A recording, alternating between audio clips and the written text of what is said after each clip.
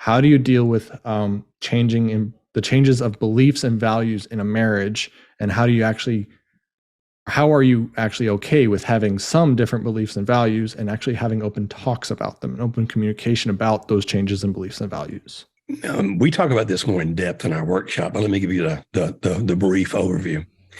Whoever or whatever is most important to you has a strong influence over what you believe. And what you believe determines your value system.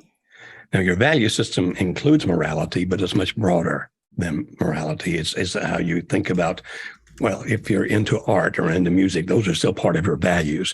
But your values come from your belief system. So whoever or whatever is most important to me will influence what I believe. And what I believe will determine my value system. We tend to be drawn toward people that we perceive as having a similar belief and value system to ours, or that we perceive as having a superior belief and value system than ours. Like, I like yours better. Over time, can that change? And the answer is obviously yes. How does it change? Because whoever or whatever is important to one of the spouses, or to each of the spouses, if you want to think about it that way, can change. And if that, whoever or whatever is important changes, then the belief system will change. If the belief system changes, the value system will change. And therefore, you can disagree on a lot of things that you both feel are very, very important. Does that mean that the relationship is over? It's all according to whether or not you can accept the other person. Now, James Carville is married to, Carville ran Clinton's campaign, I think. Is that right, Bill? Are you old enough to remember Clinton? You guys I remember Clinton, but not all the details around Clinton's office. Carville was one of the guys that helped run Clinton's campaign. He's a brilliant strategist, very, very strong pro-Democrat, liberal Democrat. His wife, whose name I'm totally blanking on right now, very, very strong conservative in politics. And they would actually be on talk shows together where they would argue about their beliefs and value systems. They would actually argue and had a tremendous marriage. And they probably still do. But back then it was in the news. Tremendous marriage. Why? Well, we both love each other. What does that mean? Well, that's what you believe. That's what I believe. And we don't agree one whit on that. But I accept the fact that you believe that, and I don't disrespect you for it. And you respect the fact that I believe that, and you don't disrespect me for it. As we talk about so many times, accepting is just facing reality. It's like, if this is what you really believe, it's what you really believe. Denying that is to deny reality. But there's a difference between accepting and endorsing, and definitely a difference between endorsing and encouraging. So they had a tremendous relationship, and I assume to this day they still do. One of my dearest friends, as a matter of fact, a couple of years ago, I officiated at his funeral. One of my dearest friends, politically speaking, for example, we were worlds apart, and loved each other dearly. And I love him to this day, even though he's no longer in this body on this earth. And I'm sure that where he is, he loves me to this day. But not completely, but in some areas, very strong differences in beliefs and values. In other areas, similar beliefs and values. And so it comes down to, am I going to reject you because you don't have the same belief and value system that I do? Or can I accept that that's what you believe and love you anyway? Love, like, respect you, even though we disagree there.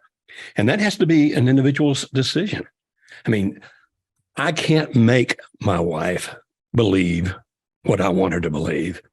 I can make her appear to believe what I want her to believe, but she'll be very miserable because she'll be pretending. Nor can she make me believe what she believes.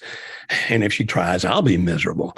And so in every relationship, parent, child, husband, wife, in every relationship, there's going to be some differences in beliefs and values. Now you've got to decide, is this difference so big that I don't want to live with you anymore? Mm-hmm. And I think then you start asking yourself questions like, would I really end my relationship with you with all that we've put into it, all that we've accomplished together over the years, all the experiences we've had? Am I going to throw that away by moving away from you or moving you out because we don't agree about this, whatever this might be? One of our couples that came to the workshop a few years ago, the wife, dedicated Christian. He dedicated atheist. And he's very vocal about it. There is no God. I'm a scientist. God doesn't exist. Well, she says, I know he does, and the Holy Spirit lives in me. And they are happily married to this day. Now, that's a big issue. For the atheist and the Christian, that's a big issue. But each one of them accepts the fact that the other one believes that, and they still love, like, and respect each other anyway. They accept, they don't endorse, they don't encourage.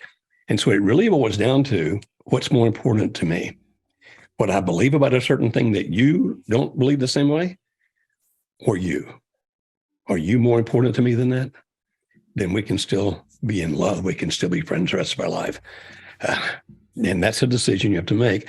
I would be very careful, particularly if you have children involved. I'd be very careful about rejecting a spouse because of the fact that he or she doesn't have the same belief and value system you do. And you say, well, wait a minute, speaking of children, Dr. Beam, which one of us gets to influence the child? Both of you.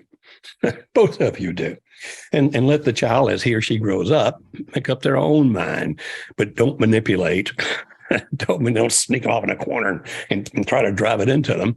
Just be open and honest in your own discussions about it. So the child grows up believing what he or she chooses to believe. Did I get too philosophical there, Phil? I'm sorry. No, I think you hit the nail on the head, Dr. Joe. I 100% agree with you. Just that's a great point. Are you willing to die on the hill of your belief, or do you love and like and respect your spouse enough? Are they actually above that value? And if you look at your true values, now for me, I have one relationship above my wife, and that's my relationship with my God for me. And my wife is the same way. And in our relationship, my daughter is next in line. My daughter, at least in relationships that I've seen, some people put their children above their spouse. And that's also a change in belief and values. Absolutely. Which can be very, it can be hard to navigate that one because sometimes people, it's a pride thing. We talked about pride this week in our household. I have a lot to repent on there. So, I love honesty. But for my wife and I, we had a core belief and value that brought us together. We grew up in very different households. So my family swings one way, her family swings another way. We're somewhere in the middle. And I subscribe to, I think one of the best relationships I know right now is truly Rob and Kimberly. When it comes to this, is I think we also need to take an effect of what friendship and what value do you honor the most? If you feel like your values and the people you connect with are actually outside your home, is your spouse also there? They subscribe to, we can't have single friends. Like, you have to, not single or married, but like we have to at least be friends and know who we're all connected to in that sense. My wife and I don't have a lot of people in our lives that we are deep with that both of us aren't also in contact with. There are some numbers I don't have on my phone for that reason. Mm-hmm. But the sense in the world. Good for you. I think the name you were trying to come up with earlier was Madeline. That's her. That's her. So, yeah. And it was fun to watch them debate on television. I mean, they'd go at each other, and every report of them was how happily married they were. Oh, I think that says a lot about both of them as human beings. Mm-hmm. Mm-hmm. About both of them. My wife and I have had a lot of deep debates on, are we aligned on this issue or are we not aligned? We can be out of agreement. That's fine. But when it comes, especially with, like you hit with the head with our daughter, my parenting style stems from my family. Her parenting style stems from her family. So how we both approach our daughter and approach our parenting is a blending of that. And sometimes I need to step away. Sometimes she needs to step away. Who my daughter becomes, hopefully, is just a blended piece of both of us. But she's already too smart for her own good. At 3. At 3. But I don't want her to just agree to believe what dad says or agree to believe what mom says. She has to go back to that trust and verify. I want her to believe it because she has verified it for herself. Absolutely. Absolutely. The couple I referred to earlier that came to our workshop a few years ago, I'm still friends with them, by the way. The one where he's the atheist and she's the dedicated Christian. He every once in a while he gets deployed, and whenever we have a ritual now, he and I do, that whenever he's about to be deployed, we meet at Krispy Kreme and drink up chocolate milk and eat donuts and just have a good old time. And his atheistic beliefs were in direct contradiction to my Christian beliefs, but we're friends, we're buddies. And so when it comes to their children, he gets to explain to his children what he believes. She explains to the children what she believes, and they let the kids make their own decision. So when the daughter decided that she wanted to be baptized at her church, Dad went. Even though it was totally outside of his belief and value system, he went to honor his daughter making her own decision. So this can be done.